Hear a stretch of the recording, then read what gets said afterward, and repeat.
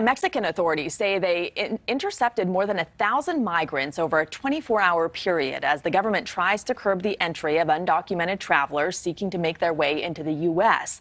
The National Migration Institute saying yesterday the individuals were located in operations carried out in 22 states. A NewsNation poll indicates nearly 70% of registered voters support a path to citizenship for undocumented immigrants.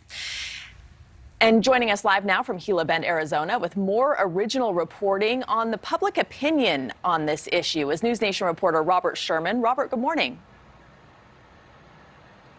Good morning to you, Ruta Bay. And one thing that we've noticed is that you start talking to people, everyone has their own unique perspective down here, but just about everyone is paying a lot of attention to what's happening at our southern border. The migration issue is very problematic in my mind. Illegal immigration has Raymond Vujicic from Cleveland, Ohio, fired up. In the wake of over 150,000 migrant encounters along the southern border in the usually quiet month of January, he wants to see more action from Washington.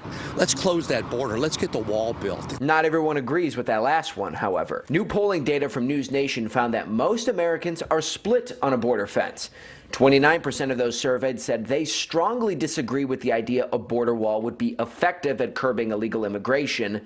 Another 19% somewhat disagreed, while nearly 28% somewhat agreed, and 24% strongly agreed. I personally think that anyone that wants to come to this country, as long as they come the right way and they pay their dues and they live the right life, they're welcome to this country. Alex Velarde thinks legal immigration is mostly good for the country, and 25% of those surveyed think immigration levels in the U.S. should increase.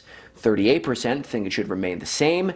37% want to see it decrease. If you want to come here, then do it the right way. Eileen Tanner is all for legal immigration herself, but as a resident of Yuma, Arizona, which has heavily experienced a surge, she's found the issue of illegal immigration to be disheartening. She feels the country is struggling. Most would agree with her.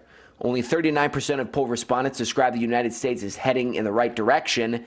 61% said it's on the wrong track. It's on the wrong track, definitely so. Why is that? Because of the open border, the inflation. I mean, what else is there?